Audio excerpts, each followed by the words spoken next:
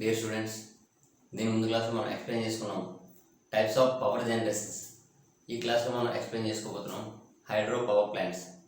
Students, ఏదైతే power plants ఉన్నాయో ఈ పవర్ ప్లాంట్స్లో మనం హైడ్రో పవర్ ప్లాంట్స్ అనేది ఒక ఇంపార్టెంట్ పవర్ ప్లాంట్. ఎందుకంటే ఈ యొక్క హైడ్రో పవర్ ప్లాంట్ అనేది ఏదైతే దీని తాలూకా సోర్స్ ఉందో ఆ యొక్క సోర్స్ అనేది వాటర్.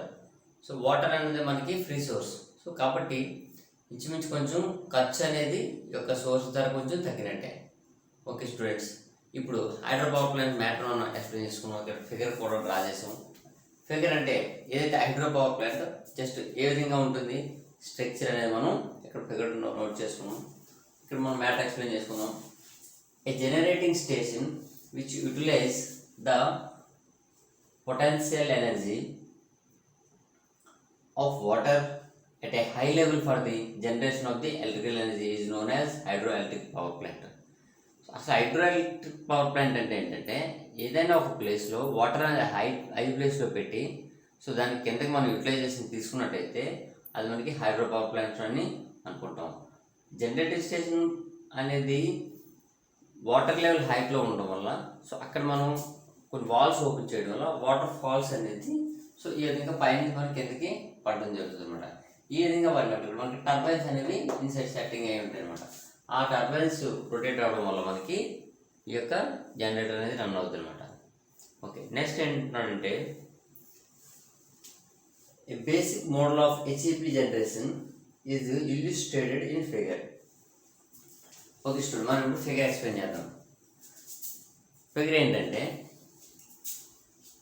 ఓవరాల్గా హైడ్రో ఎలక్ట్రిక్ పవర్ ప్లాంట్ తాలూకా ఫిగర్ ఇది. ఇక్కడ చూసుకున్నట్టయితే ఇక్కడ రిజర్వాయర్ అనేది ఉంది.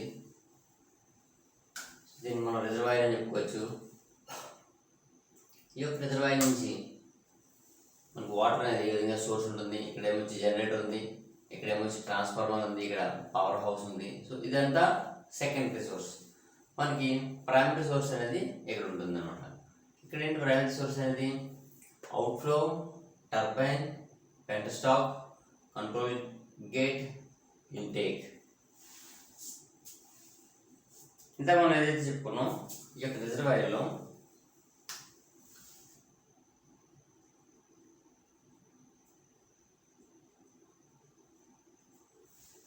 ఇది రిజర్వాయర్ వాటర్. ఇక్కడ రిజర్వాయర్ వాటర్ ఏమైంది, ఇక్కడ కంట్రోల్ గేట్ అనేది ఒకటి పెడతాడు. ఈ గేట్ ఓపెన్ చేసినట్టయితే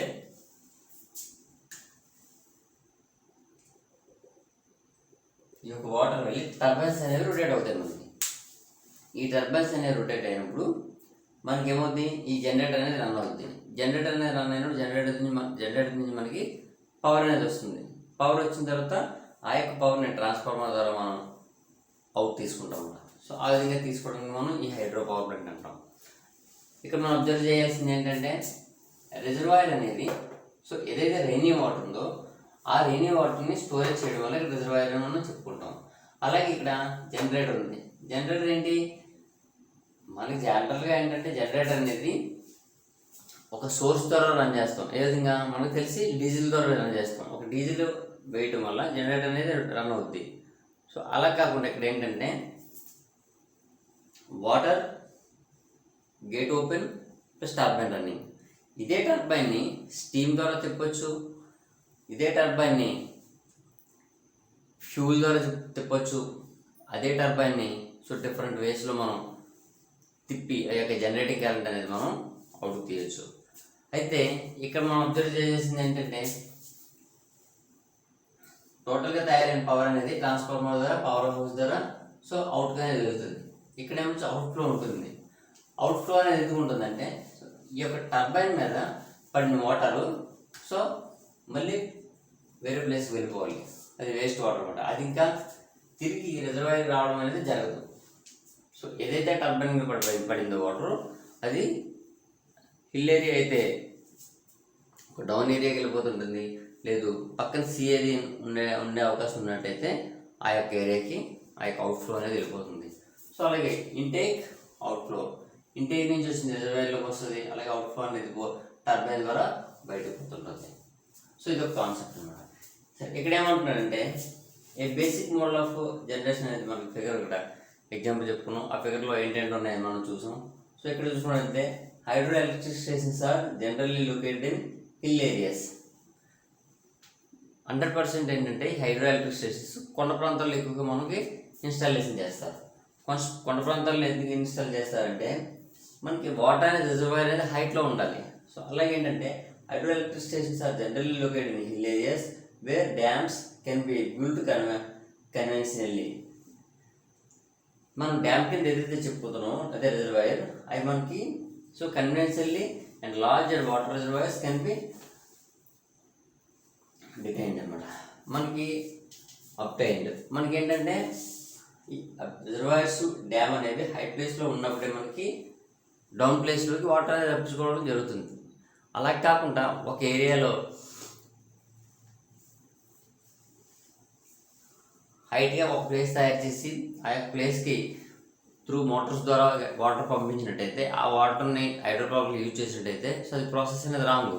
అలా మనం ఎప్పటికీ చేయలేము. సో ఆ అడ్వాంటేజ్ కోసం సో హిల్ ఏరియాలో కట్టడం వల్ల హైట్ నుంచి డౌన్కి వాటర్ అనేది పడడం జరుగుతుంది.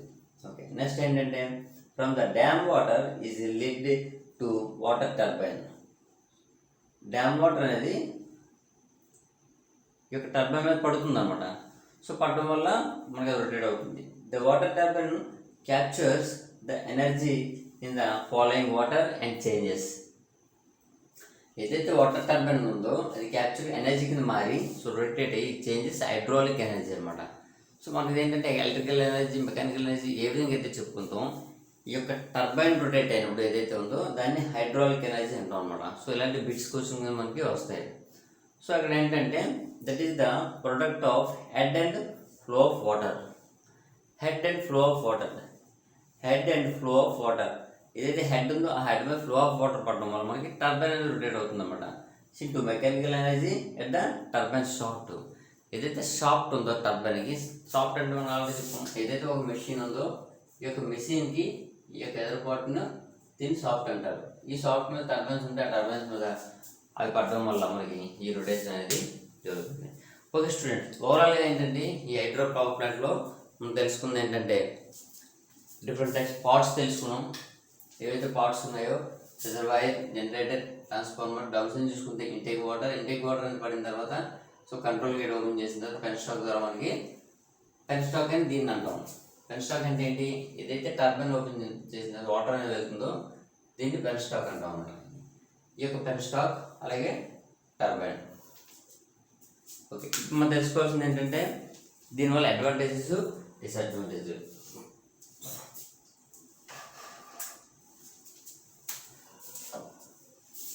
అడ్వాంటేజెస్, డిసడ్వాంటేజెస్ అనేవి ఎక్కువగా ఉన్నాయి. ఫస్ట్ అడ్వాంటేజెస్ చూసుకున్నాం. సో అడ్వాంటేజ్ ఏంటి, హైడ్రో పవర్ ప్లాంట్ వల్ల ఈ యొక్క సోర్స్ ఏదైతే ఉందో వాటర్ సోర్స్ అనేది ఆల్మోస్ట్ ఫ్రీ. ఇది ఒక అడ్వాంటేజ్. సెకండ్ అడ్వాంటేజ్ ఏంటంటే మనకి ఈ యొక్క మెయింటెనెన్స్ అనేది కొంచెం తక్కువ. ఏ విధంగా తక్కువ అంటే వాటర్ ప్లస్ ఈ టర్బైన్ దగ్గర వాటర్ పడడం వల్ల సో అవుట్ఫ్లో ద్వారా వాటర్ అనేది వెళ్ళిపోతుంది. ఇక్కడ దట్టిగా ఉండదు ఎక్కువ, ఎందుకంటే మనం ఏదైనా దట్టిగా తయారైనప్పుడు క్లీన్ చేయాలంటే వాటర్ యూజ్ చేస్తాం. సో ఎక్కువగా ఇది వాటర్ ద్వారా రన్ అవుతుంది కాబట్టి సో ఎప్పటికప్పుడు కొంచెం జస్ట్ నార్మల్ క్లీనింగ్ చేసుకుంటే అదే వాటర్తో సో మన క్లీనింగ్ అనేది ఈజీ. అది నెక్స్ట్ వాళ్ళ అడ్వాంటేజ్ ఏంటంటే సో 3 కామన్గా మనం టర్బైన్, జనరేటర్, ట్రాన్స్ఫార్మర్. సో ఈ 3 ఒకే ప్లేస్లో మనం ఇన్స్టాలేషన్ అనేది చేసి సో పవర్ అనేది మనం పంపించవచ్చు. సో అలాగే ఏంటంటే ఓవరాల్గా దీని మెయింటెనెన్స్ కాస్ట్ ఎక్కువైనప్పటికీ సో మిగతా వాటితో చూసుకుంటే ఈ యొక్క సోర్సెస్, ఇంటేక్ సోర్సెస్ ద్వారా మనకి అడ్వాంటేజ్ ఉందన్నమాట. ఓకే, ఇప్పుడు మనం తెలుసుకోవాల్సింది ఏంటంటే ఓవరాల్గా ఇండియాలో చూసుకున్నట్టయితే మనకు వాటర్ సోర్స్ ఎక్కువ, అలాగే హిల్స్ కూడా ఎక్కువ. హిల్స్ అంటే కొండలు. సో ఈ రెండు ఎక్కువ అవడం వల్ల ఈ యొక్క పవర్ ప్లాంట్ని ఎక్కువ ప్లేస్లో మనకి ఇన్స్టాల్ చేయడం ఉంటాయి. సో కన్స్ట్రక్షన్ అనేది చేయడం జరిగింది అనమాట. నెక్స్ట్ చూసుకున్నట్టయితే ఇందులో డిసడ్వాంటేజ్ మీద అడుగుతున్నాడు. డిసడ్వాంటేజ్ అనేది ఏంటంటే మెయిన్ డిసడ్వాంటేజ్ ఏదైతే వాటర్ వాల్ అడ్వాంటేజ్ ఉందో అదే అడ్వాంటేజ్ డిసడ్వాంటేజ్ అవుతుంది అన్నమాట. ఎప్పుడు రిజర్వాయర్ డ్యామ్ అనేది ఎప్పుడు కంటిన్యూస్గా 6 months కావచ్చు, 8 months కావచ్చు, రైనీ అనేది వర్షం అనేది వచ్చినట్టయితే మనకి ఈ యొక్క రిజర్వాయర్లో వాటర్ అనేది ఉంటుంది. So in case long time మనకి వాటర్ అనేది రైనీ సీజన్ అనేది రాలేదు అంటే వర్షం అనేది పడలేదు, అలాంటప్పుడు ఏమవుతుంది, ఈ యొక్క జనరేటర్ ఏదైతే ఉందో, సో ఏదైతే టర్బైన్ ఉందో అవి మూవ్ అవ్వడానికి వేరే సోర్సెస్ ఉండదు. ఎందుకంటే అది main drawback. So some times ఏమవుతుందంటే వర్షాలు అనేవి లేట్గా పడినప్పటికీ స్టోరేజ్ వాటర్ ఉంటుంది కాబట్టి దాంతో రన్ చేస్తారు. బట్ ఇక్కడ ఆ పరిస్థితి ఉండదు. ఇంకోటి ఏంటంటే వచ్చిన వాటరు బ్యాక్కి వెళ్ళడం అనేది జరగదు. సో ఎంత వాటర్ యూజ్ చేస్తున్నా అంత వాటర్ పైకి వెళ్ళిపోతుంది. సో అదొకటి మనకి డిసడ్వాంటేజ్. సో ఆ విధంగా వెళ్ళిపోవడం వల్ల సో మళ్ళీ రిజర్వాయర్ స్టోరేజ్ అనేది అవ్వదు. సో మెయిన్ అన్నింటిలో డ్రాబ్యాక్ అనేది ఈ ఒకటి. సో ఇక్కడ చూసినట్లయితే క్లీనింగ్నెస్ ఉంది కాబట్టి కొన్ని పార్ట్లు నాచు పడుతుంటాయి. సో గ్రీన్గా ఆ యొక్క నాచు అనేది, ఆ యొక్క దట్టి అనేది ఈ యొక్క టర్బైన్స్ వాటిని ఎక్కువగా మెయింటెనెన్స్ ద్వారా క్లీన్ చేస్తుండాలి. సో అదే ఉదాహరణకి ఒక ఆయిల్ జనరేటర్ కావచ్చు, లేదనుకుంటే వేరే ప్లాంట్లో వేరే పర్పస్ మెయింటెనెన్స్ డిఫరెంట్గా ఉంటుంది. బట్ ఇక్కడ వాటర్ సంబంధించి ఎప్పటికప్పుడు క్లీన్ చేసినట్టయితే మనకి యాజ్ యూజువల్గా బాగుంటుంది అనమాట. సో అలాగే అడ్వాంటేజెస్ డిసడ్వాంటేజెస్ మనం చెప్పుకున్నాం. ఇప్పుడు ఏంటంటే choice of site for hydro electric power station. Electric power స్టేషన్కి మనకు కొన్ని చాయిసెస్ చూసుకోవాలి. కొన్ని చాయిసెస్ చూసుకోవడం అంటే ఏంటి, మనకు only water availability of water అనేది మనకు ఉన్నట్టయితే సో దానివల్ల మొత్తం పవర్ ప్లాంట్ అనేది అయిపోదు. సో అవైలబిలిటీ ఆఫ్ వాటర్ అంటే వాటర్ ఉంది ఏంటి అనేది చూసుకుంటాం. అప్పుడు అది ఏమవుతుంది, choice of site hydro electric power plant. Water ఉన్న తర్వాత ఆ యొక్క వాటర్ ఎప్పుడు వర్షం అనేది పడినప్పుడు కంటిన్యూ అనుకున్నట్టు వస్తుందా మన దగ్గరికి. రెండోది ఏంటంటే స్టోరేజ్ ఆఫ్ వాటర్. స్టోరేజ్ అంటే ఆ వాటర్ని స్టోరేజ్ చేయగలగాలంటే సో వచ్చిన వాటర్ని వచ్చినట్టు పెట్టేసి తాగుతారు. సో దానికి ఏంటంటే ప్లేస్ అది కరెక్ట్గా ఎగ్జాక్ట్ మ్యాచ్ చేయాలి. ఏ విధంగా అంటే సెంటర్లో డౌన్ ఉండి కొంచెం సో ఓవరాల్గా కొంచెం చుట్టూ హైట్ ఉన్నట్టయితే దానికి మనం అనుగుణంగా ప్రిపేర్ చేయొచ్చు, దాన్ని తగ్గట్టుగా ప్రిపేర్ చేయొచ్చు. So availability of water, storage of water మనకు రెండు ఎగ్జాక్ట్గా ఉన్న తర్వాత థర్డ్ది ఏంటంటే cost and type of land. So cost and type of land అంటే మనకేంటి, ఈ యొక్క కాస్ట్ మెయింటెనెన్స్ దీని తాలూకు వివిధ విధానాలు మనకి ఒక రేంజ్లో ఉంటాయి అన్నమాట. అంటే వాటర్ ఫ్రీ అయినప్పటికీ సో ఇక్కడ కాస్ట్ అనేది మెయింటెనెన్స్ అనేది ఎక్కువగానే మనకు ఉంటుంది. కాస్ట్ ఏ విధంగా ఎక్కువగా ఉంటుంది అంటే ఒక్కొక్కసారి సో రిపేర్ అనేది ఎక్కువ వస్తుంటాయి. ఎప్పుడు రిపేర్ వస్తుంటాయి, టర్బైన్లో రిపేర్స్ వస్తుంటాయి, జనరేటర్లో రిపేర్స్ వస్తుంటాయి, సమ్ టైమ్స్ లైనింగ్లో కూడా మనకి రిపేర్స్ అనేవి వస్తుంటాయి హిల్ ఏరియా కాబట్టి. సో అక్కడ ఏంటంటే ఆ యొక్క choice of set of electro power ప్లాంట్స్లో మనకి ఇది ఒక రీజన్, కాస్ట్ టైప్ ల్యాండ్. అది కూడా మనం బాగా చూసుకోవాలి, అబ్జర్వ్ చేసుకోవాలి. దాన్ని చూసుకున్నట్టయితే మనం ఈ యొక్క పవర్ ప్లాంట్ రన్ చేయడానికి ఈజీగా ఉంటుంది. అలాగే ఫోర్త్ ఏంటంటే ట్రాన్స్పోర్టేషన్ ఫెసిలిటీస్